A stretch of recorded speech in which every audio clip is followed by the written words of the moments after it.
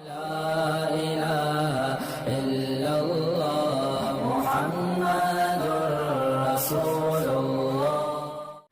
3-4 دن پہلے ایک صاحب آئے, آپ لوگ وہاں تک پہنچیں گے نہیں, اس کا یہ مطلب نہیں ہوتا میں گھروں کے راز فاش کر رہا ہوں, ظاہر ہے آپ کو کیا پتا کون ہے وہ. بہنوئی کے حالات بتا رہے تھے کہ یہ کر رہا ہے وہ کر رہا ہے. میں نے کہا پہلے پوچھوں تو صحیح, بعض دفعہ الزامات بھی لگائے جاتے ہیں کہ پوچھوں تو صحیح کیا ظلم کر رہا ہے, ہو سکتا ہے وہ ظلم نہ ہو, آپ اس کو ظلم سمجھ رہے ہو. بعض لوگ اس کو ظلم سمجھتے ہیں. ایک خاتون نے کہا میرے بہنوئی نے خود 40,000 کا موبائل رکھا ہے, بہن کو صرف 10,000 والا لے کے دیا ہوا ہے. خود انہوں نے کرولا رکھی ہوئی ہے, بہن کو FX لے کے دی ہوئی ہے. تو میں نے کہا یار یہ تو اتنا نہیں, ایسا کرو گے تو کوئی بھی نہیں آئے گا بھائی, یہ زیادہ ہو گئی. میں نے کہا یہ ظلم نہیں ہے. تو بعض دفعہ ظلم کا دماغ میں تصور ہی کچھ اور بٹھایا ہوا ہوتا ہے. تو میں پھر ڈیٹیل پوچھتا ہوں کیا کر رہا ہے, کس کو آپ ظلم کہہ رہے ہو. پھر انہوں نے جو ڈیٹیل بتائی کہ گاڑی کے پیٹرول کے پیسے بھی کس سے لیتا ہے, ہم سے. صحیح ہے نا, بہن کو سارا خرچہ ہم دے رہے ہیں اور بہنوئی کو بھی کس نے پالا ہوا ہے, ہم نے.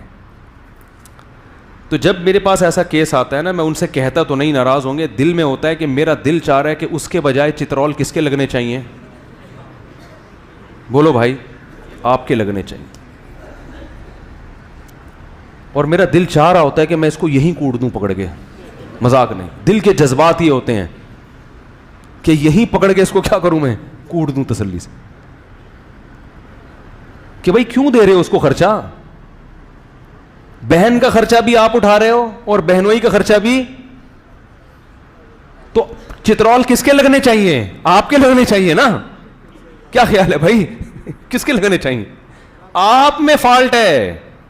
جب اس قسم کے سالے مارکیٹ میں ہوں گے تو بہنوئی پھر ایسے ہی پیدا ہوں گے میرے بھائی. جب سسر اس قسم کے مارکیٹ میں آئیں گے تو داماد, ایک صاحب نے مجھے فون کیا کہ میرا داماد 4 مہینے سے میرے گھر میں ہے, صبح نکلتا ہے جاب تلاش کرنے کے لیے, واپس وہیں آگے پڑ جاتا ہے, کمبخت کو جاب نہیں مل رہی.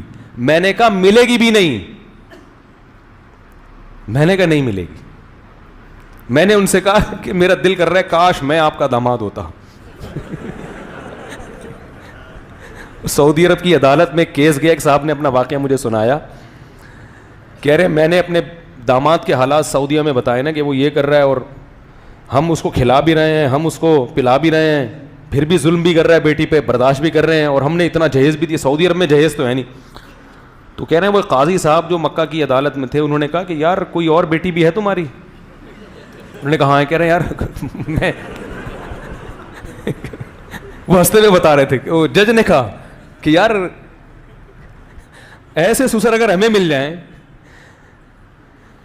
تو 4 مہینے سے گھر میں پڑا ہوا ہے, صبح جاتا ہے اور شام کو واپس. مجھے کہنے لگے کیا کروں میں نے کہا کان سے پکڑ کے باہر نکالو. کہہ رہے وہ تو کہے گا یار میں تو پھر میں کہاں رہوں گا, میں بیوی کو کہاں لے کے جاؤں گا. میں نے کہا چلو بچی کو اپنے گھر میں رکھ لو, ایسا نا روڈوں پہ لے کے گھوم رہا اس کو کان سے پکڑ کے باہر نکال دو.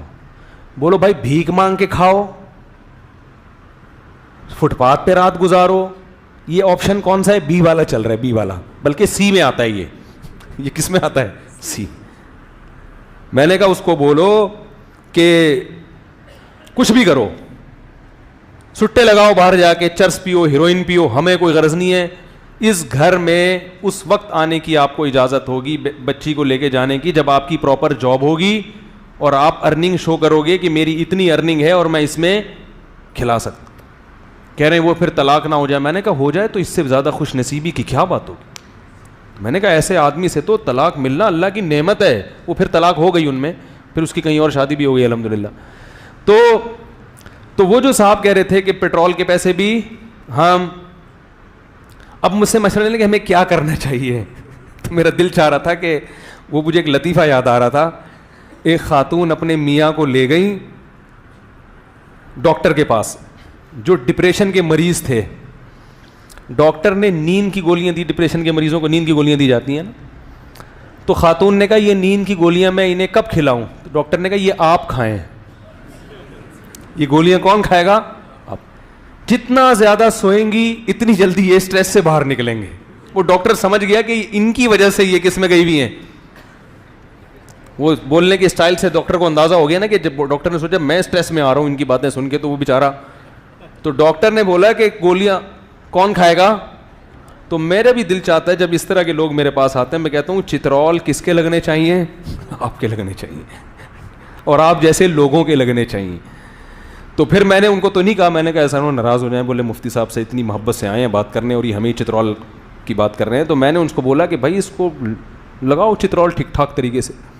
کہہ رہے نہیں وہ تو بہنوئی ہے, وہ تو یہ نہ ہو جائے, گھر نہ اجڑ جائے. میں نے کہا ایسے گھر کا کرنا کیا بچا کے, بھائی کیا کرنا ہے بچا کے ایسے گھر کا؟ اجاڑو ایسا گھر, یہ آپشن سی ہے, آپشن سی, اجاڑو. میں نے کہا اس کو بولو تمیز سے, اس کا خرچہ بھی تو اٹھائے گا, بہن کا بھی, اور اپنا بھی کم بہت تو اٹھائے گا, اور آئندہ پیٹرول کے پیسے مانگنے آیا نا پھر دیکھ کرتے کیا ہیں. میں نے کہا ایسے بات آنکھوں میں آنکھیں ڈال کے بات کرو.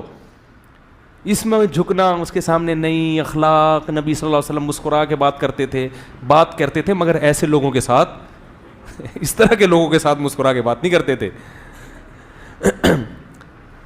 تو وہ پھر وہی ڈر ہوتا ہے طلاق ہو جائے گی. میں نے کہا بھائی لینا چاہیے ایسے موقع پہ طلاق لینی چاہیے.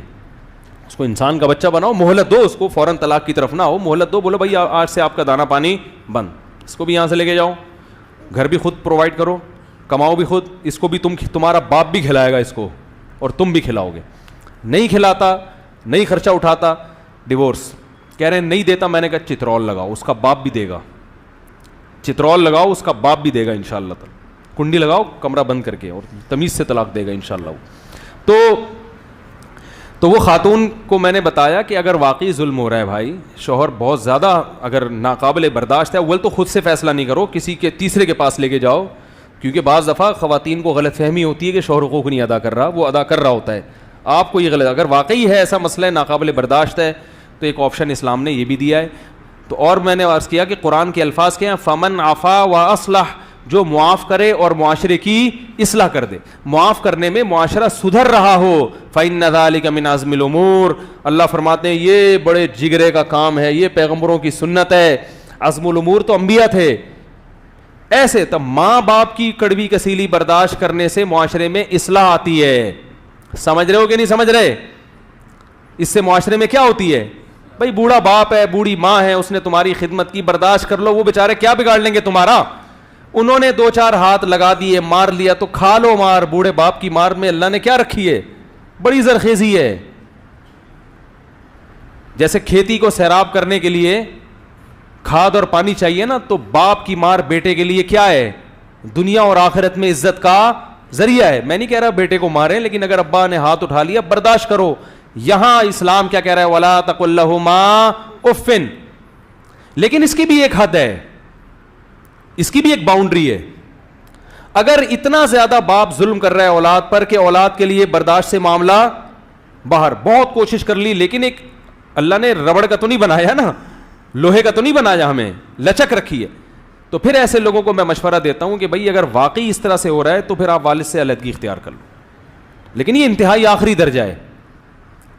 اکثر تو برداشت ہی کرنا پڑتا ہے, لیکن اگر بہت زیادہ معاملہ خراب ہو گیا ہے تو پھر اس سے پہلے کہ اسٹریس میں جاؤ, ڈپریشن کے مریض بنو, ابا سے بولو بھائی علیحدہ, گھر چینج کر لو. ابا وہ کہہ رہے ہیں غیرت کے تانے دیں گے, گھر بدل رہا ہے. میں نے کہا کوئی بات نہیں, اس میں گناہ نہیں ملے گا. یہ جو ہو رہا ہے نا آپس میں جو نفرتیں پھیل رہی ہیں, بڑے نقصان سے بچنے کے لیے چھوٹا نقصان بولو بھائی برداشت کیا جائے.